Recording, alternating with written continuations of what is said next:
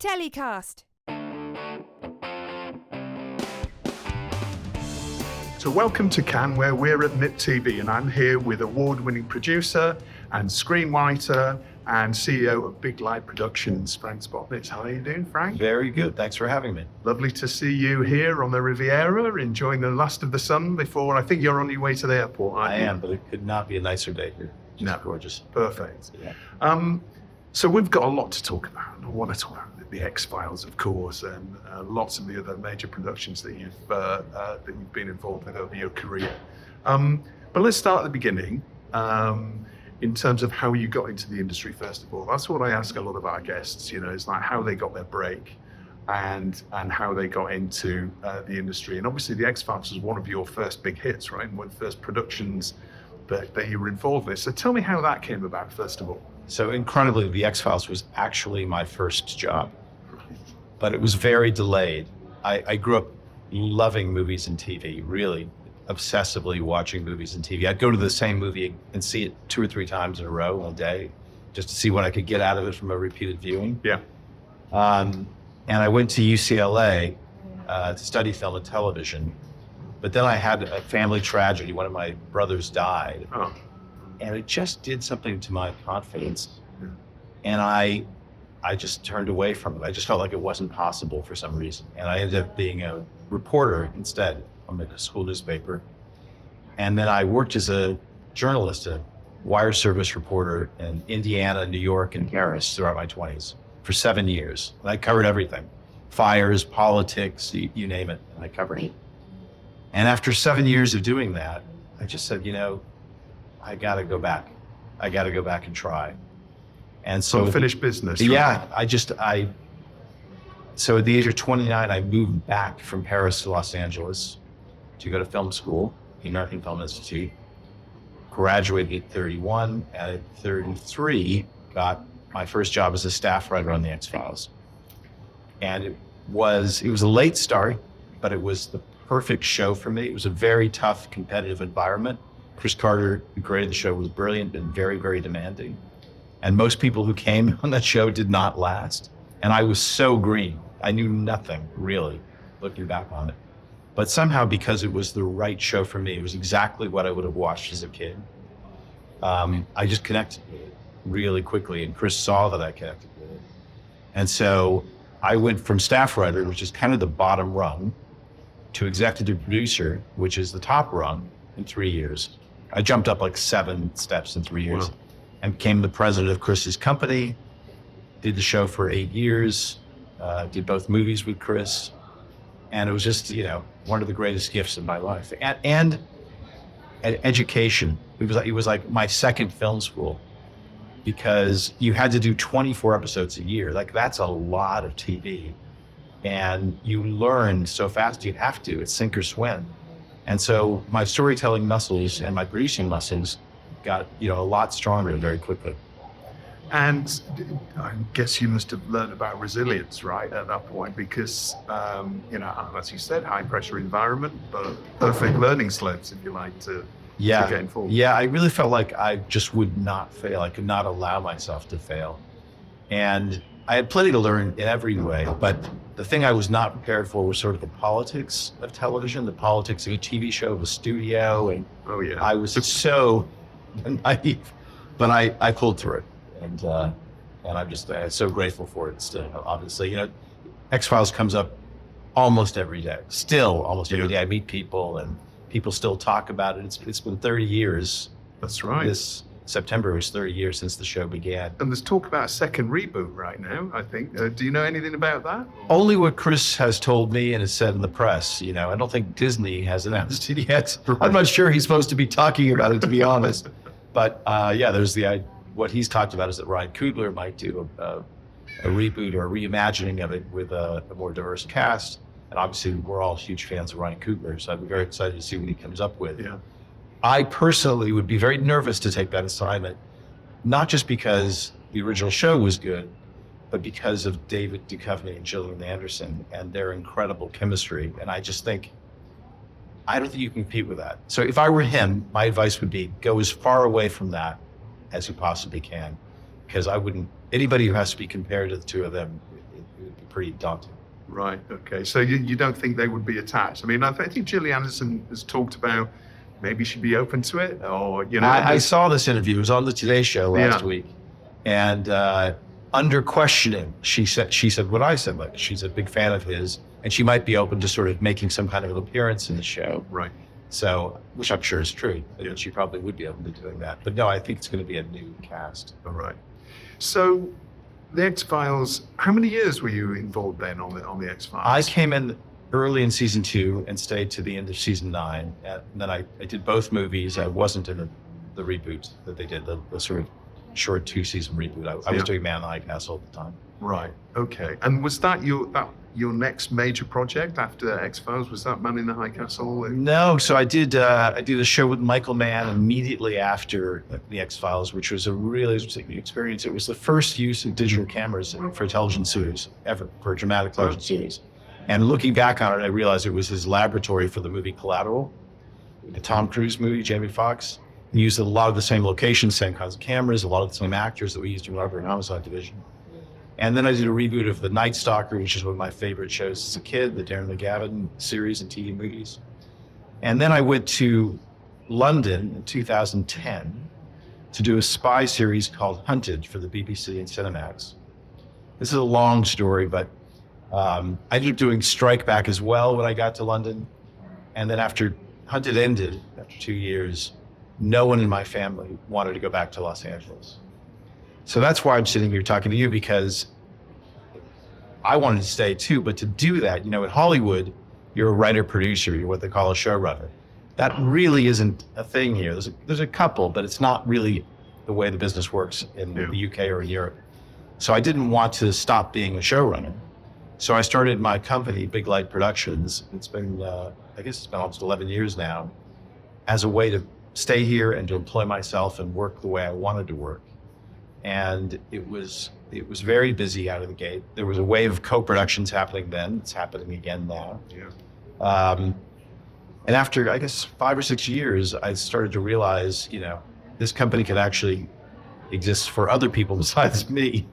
And now we have a very robust slate of projects. I'd say probably 90% of them are written by other people, not me. I still write every day. I work as hard as a writer as I've ever worked, but I'm able to work with a lot of younger writers, a lot of diverse writers, and kind of use my experience to hopefully give more opportunity to other people. So how did your experience on the X-Files, and those learning slopes we talked about, how's that influenced the way that you manage your business? Because you've got a lot of young writers working for you. And are you tough on them? Are you demanding? I think I am very demanding, but in a very kind, respectful way. I feel like I'm not doing you a favor if I don't demand the best you have to give. In fact, I'm doing the opposite. I'm really hurting you. You need somebody, if you're a young writer or any writer, I need this. Somebody who's going to say, that could be better. You could do that better. To the best of my ability, that's what I'm trying to do. But in a way that's supportive and respectful. Like, I know how hard it is to write or to direct or to act, any of those things. But I think we're all here to do good work. And, I learned long ago in my career that you can get distracted by so many things in this business. You look at how much money somebody else is making, or the reviews they're getting, or the awards, or the audience ratings they're getting. It's actually not about that. All of that is noise. And you do yourself a disservice if you get confused by all that stuff. The only reason you're here is to do good work. The only reason I'm here is because when I was a kid, I loved these movies and TV shows so much. And I want to make shows and movies that people love like I love the ones that I watched. That's the joy of this. And so I'm for whatever leads to good work. And whenever there's a problem that arises or a question, I just ask myself, will this lead to good work? And if it won't, I'm against it. I'm pretty fiercely against it. Like, I think I'm a pretty nice guy, but when it comes to that, I'll be as tough as I need to be to defend good work, because otherwise, why are we here? We're kind of hurting everybody, and the audience isn't going to like it. So that's sort of like my North Star is doing good work. But specifically what I learned from the X-Files, I learned the value of ambition, of aiming really high, of every time giving 110%, make it as good as you could possibly be. and of never underestimating the audience. No matter how smart you think you are, the audience is always smarter. The only advantage we have is we can spend the time being smart. We can spend. I remember Vince Gilligan, who's my friend from X-Files days, saying there was a scene in Breaking Bad where Walt and Jesse were locked in the RV and Hank is knocking on the door, and they were like, "How are we going to get Hank away from that RV?" And it took them a week in the writer's room to come up with how they got him away, which was a call from the hospital that is what. And that's the advantage we have. You've spent a week working, your characters can be smarter than you are. So it's that work ethic. But the other thing, I'm sorry, this is a long answer, but what you realize in Hollywood when you have writers' rooms is the value of collaboration. And that's something that I evangelize a lot here in Europe. It's about writers' rooms and collaboration, and this idea that the work is greater than you. That all of us, writers, directors, producers, actors, are here to serve the work. And that's a radical thing to say to a lot of people. But I believe that in my bones, that's what we should all embrace. You talked about politics of TV, and particularly in drama. I think there's a lot of politics, there's a lot of egos, there's a lot of people to keep on side and get ideas through, or your ideas across. Do you think that's changed in any way over the years, or do you think it's more of a challenge than ever now? I think it's just human nature. It's always going to be treacherous to an extent, and I think I work very hard to try and make sure the partners I'm working with are people whose heart is in the right place and who have the same values that I do. Every once in a while you make a mistake, but even with people whose heart is in the right place, fear is a big thing in this business, because what we do is so subjective. I remember the first time I wrote a script as opposed to journalism, I felt so naked and exposed, because with journalism, I could always say, well, they said this, I'm reporting on what they did. It's not me, it's them. But when it was my script, it was just me. It's like your imagination. Yeah. And people are reading it going, you think that's good? You thought that was, funny or scary or whatever. It's like, yeah, I kind of did, or I even turned it. So I totally get the fear. And I think a lot of, when they say there's a difficult actor or something, they're not. It's fear. They're afraid they're not going to be good. They're afraid the work's not going to be good. And so I have a lot of sympathy for that. And I want to listen to them and help them regain the confidence. And the same goes for directors, producers. I think a lot of what you do as a lead writer, producer, is try to make sure that we all are telling the same story, or we're all marching in the same direction. And then you're more likely to succeed. I mean, it's so hard. So many things have to go right to really make something great, But it begins with having the ambition to make something great, Yeah. And I always say, I've been teaching now in Berlin this is my 11th year I've been teaching. And I always say, aim here, aim for the stars. Every time I write something, I'm thinking, this is going to be one of the greatest things ever. Really, I'm not kidding. I really think that. And then of course, I'm aiming there. And if I'm really lucky, it's going to probably land here. It's pretty good. But if I start out aiming at that, which is, it's going to be as good as that show, that kind of, which you hear from a lot of people, we'll be better than that. But, that's not a very great ambition. And then guess where you'll land? Not in a place you want to be. And so I always say, aim as high as you can. Hopefully, there's not one thing I've done in my career where I feel like that's as good as I wanted it to be. So, let's talk about some of these projects you've been instrumental in. So we've got Man in the High Castle, we talked about, which was a huge hit on Amazon, wasn't it, a few years ago. Medici the Magnificent, Medici Masters of Florence, Ransom, The Indian Detective, Millennium, Lone Gunman, Night Stalker, Hunted, you talked about those. Extraordinary amount of television that you've been, as I say, instrumental in. Any of those projects stick out to you to be what you feel is your best work, or that you perhaps have learned the most from? Or it's a funny thing. To me, it's like looking at your children. It's like I loved each one of them. And then I put my heart and soul into it. I can't fake it. I really loved it, and I did my best. And then sometimes, for some reason, something clicks with people. Like Man in the High Castle, I had no idea The pilot was done. We edited. We were delivering on the service. If you had told me that was a bomb, okay. And instead it was, I think by a factor of 5, the biggest hit Amazon had ever had at that point. And then a show like The Lone Gunman, which was a spinoff of The X-Files. I couldn't have loved that show more. I still could not love that show more. Why did, looking back, I think, well, it was kind of late in the run of The X-Files, but you know, I loved it. So I think the experiences, the shows that I look back with less fondness, it's not that I didn't love the show, it's that the politics of the show or the people involved made it very hard for me to do good work. And so it was like painful. That's happened more than a few times, Right. where it's like, you know, it just. Do you see yourself as a bit of a politician though? Because you've got to be a little bit, right? You know, I think a good producer is a bit of a politician that you have to have a lot of emotional intelligence. You have to understand where the people are coming from. Like I was talking about actors with their fear.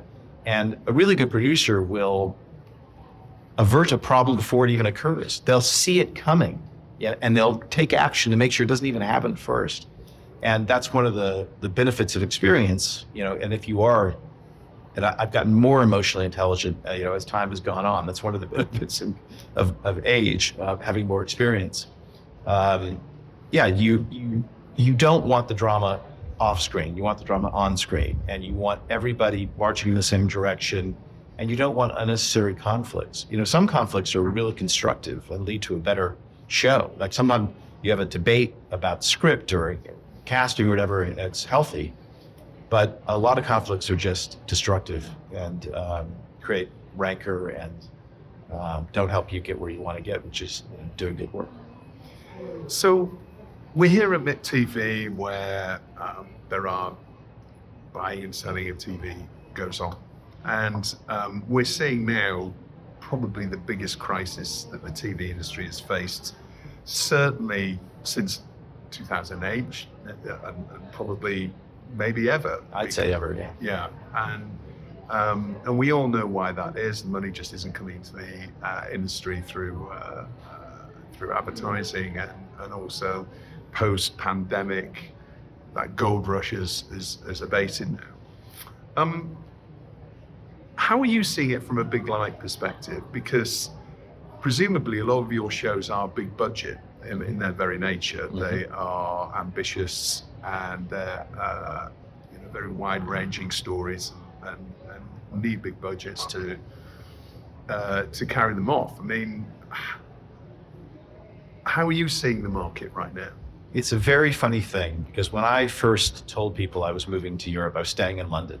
People in LA looked at me like, are you crazy? Like, what are you doing? Because LA was like the center of the universe. And back then it just seemed like exceedingly strange, not self-destructive to come work in Europe. And now I look like a genius, because in LA right now, it's very, very dire. It's very grim in the state of the TV business, because that's the epicenter. You know, all the traditional studios belatedly, we're talking like 5 years ago, decided to follow Netflix into the streaming platform business and basically cut off all their other forms of revenue, you know, the resale of their shows to other buyers in favor of a subscription model that simply did not generate enough revenue to support the billions of dollars they were investing in programming. Well, they weren't consumer companies, right? And they went from overnight from being a B2B company to a B2C, very different model, huge implications on cost, and now we're seeing all of that slowing down. Yeah. And the money they spent on those shows. And you're right, I've done a lot of big budget shows, but I was appalled. I mean, I did interviews where I said this publicly. I go, this is crazy. You shouldn't be spending this money. TV does not need to cost as much as they spend on shows that there's no rational world where that show should cost that much. And then to have them turn around and tell the writers we can't afford to pay you, or the actor, it's like, after you just spend $500 million on that show that nobody's going to watch, you can't do that. Here in Europe, they would say a big budget show, like I do a big budget show, $3 million an hour. That's a big budget in Europe, right? In America, you can't do a show for $3 million an hour, right? But here, the crews are smaller, and here, people get paid less, and here, the production value, just look around where you are, is astonishing. Like a show like The Medici or Leonardo or Devils, these other shows I've done in Italy.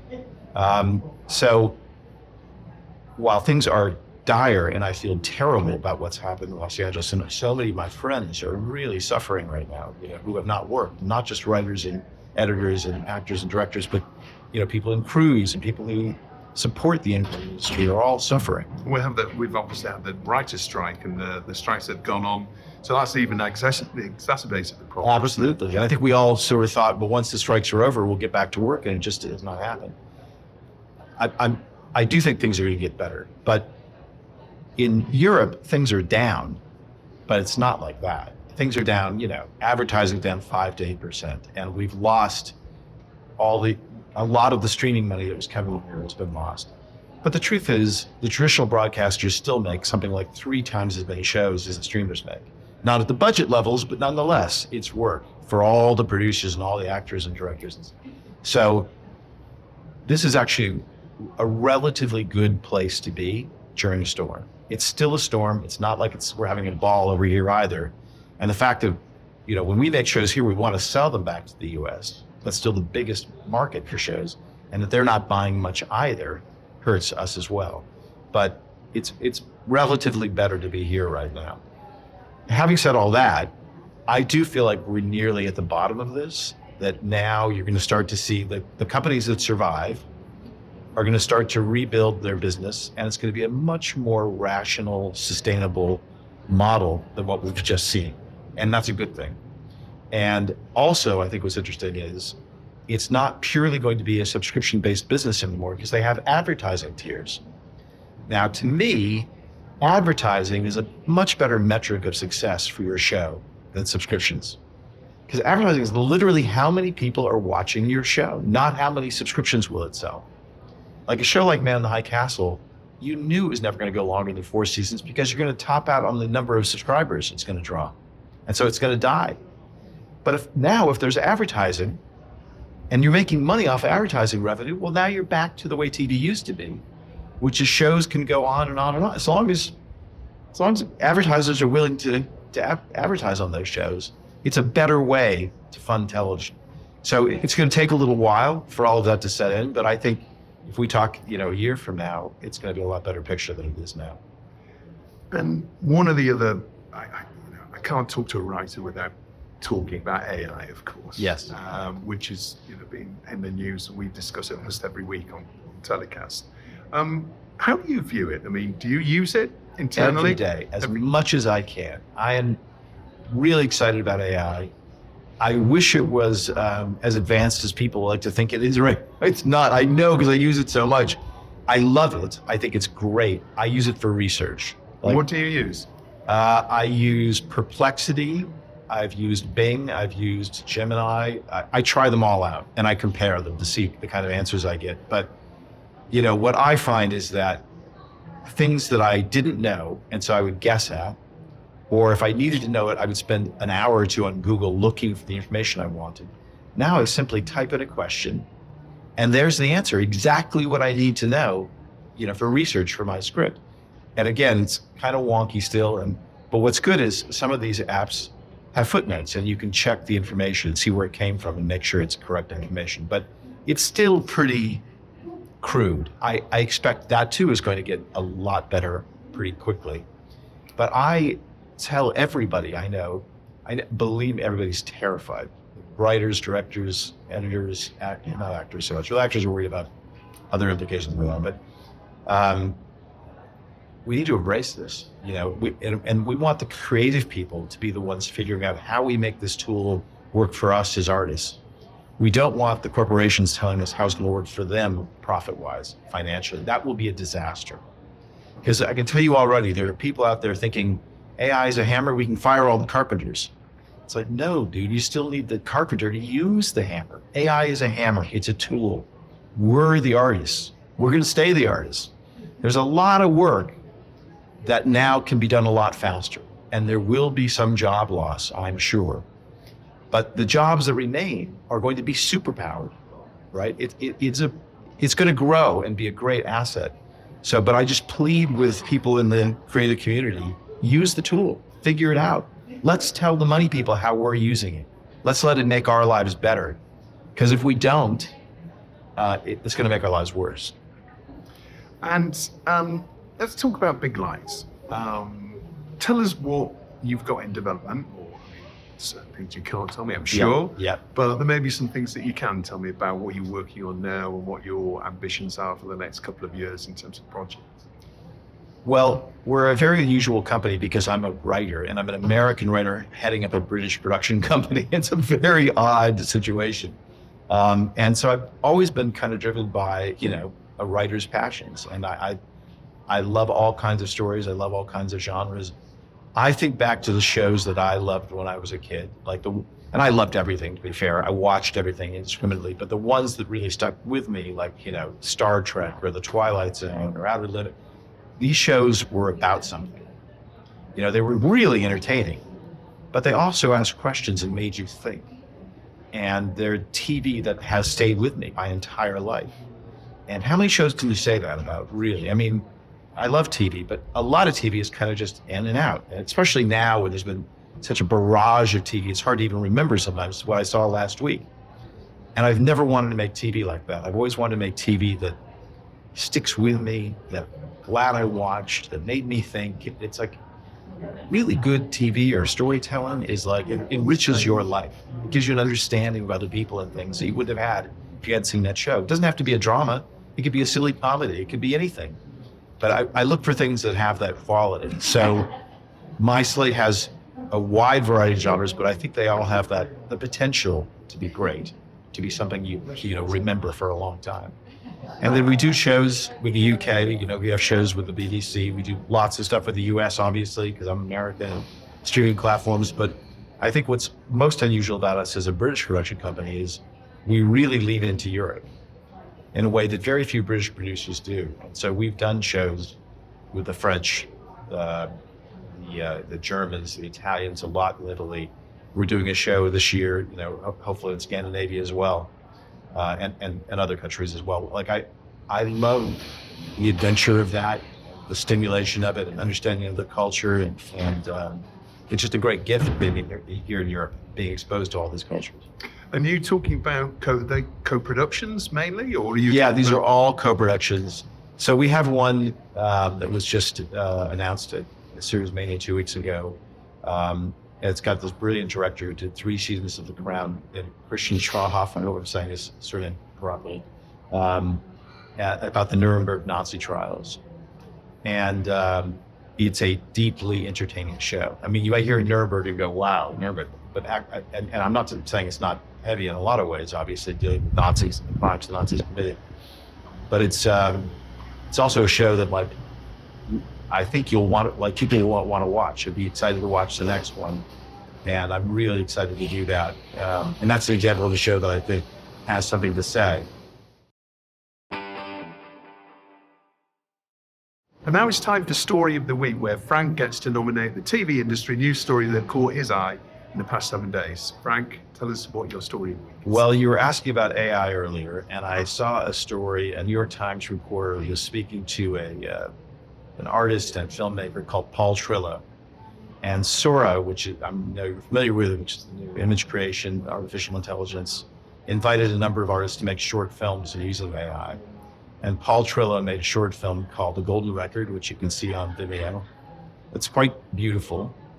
But I thought what was really heartening about what he had to say was that it is just a tool. Like, he did not feel disempowered by it at all. Quite the opposite. He felt very empowered by it, and was able to do something relatively quickly that he could not have done without this tool. And he's still the human being, still the human artist at the center of that process. And he talked about how many thousands of decisions go into filmmaking. Every second is another human decision. So to me, that was it's actually a really important story for people to hear, because I think the number one thing we have to be afraid of is fear. And I thought that was a great example and story that tells us why we shouldn't be afraid.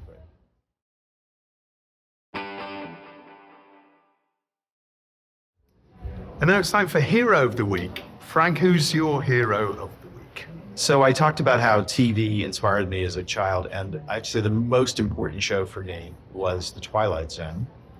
And its creator, Rod Serling, would be 100 years old this year. December 24th, it would be his 100th birthday. And The Twilight Zone will be 65 years old this year.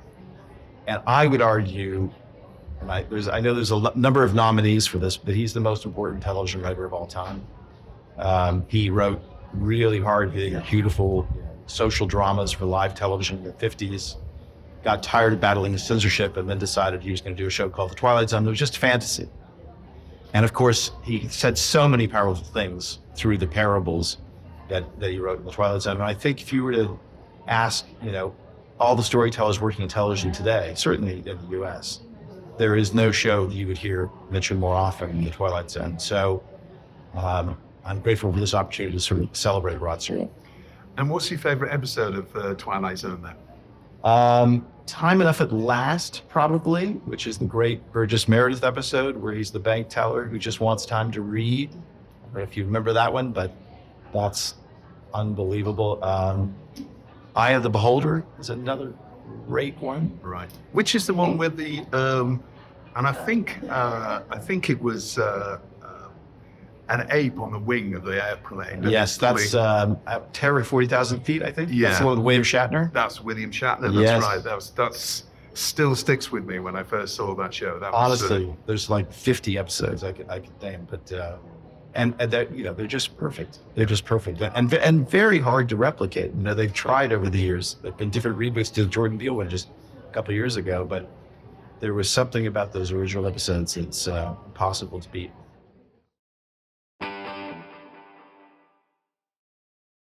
And how about Get in the Bin? Who or what are you telling to get in the bin, Frank? Well, it's not really a TV story, but it affects us. It affects all of us. I was reading a story this week about wealth inequality and how it's not just in the US, but here in Europe too, how, a handful of people have as much wealth as the rest of the population combined. And I look around the world at, these authoritarian movements and rising fascism and all the instability and the hate and the polarization we see. And I think that is one of the root causes, if not the biggest root cause. It's just this sense of unfairness, fundamental unfairness in society, and that democratic governments, even the best and most well-intentioned democratic governments, are doing nothing to fix the problem. So, I know we're in the TV business, but all the TV writers, directors, producers I speak to, we talk about this all the time, about the world we're living in and the unease we all feel. So a sense of hopelessness, really, and inability to affect actually what's going on. Yeah, and we as storytellers, we're not propagandists. We can't make political tracts telling people vote this way or do that. We just, like I said, we just ask questions. But you have this sense that, it's a slow-moving catastrophe. We all feel it. And I think we need to start to figure out ways to do something about it. Frank, it's been an absolute pleasure to me. Thank you for taking time out. My pleasure. Thank you very much for having me. Yeah, well, I hope we can speak again one day. Me too. Thanks so much. Thank you. Thanks for watching. I hope you enjoyed this week's show. Don't forget you can hear the full interview on all the major podcast platforms. For more Telecast video conversations with the international content industry's leading executives, just click on the subscribe button below.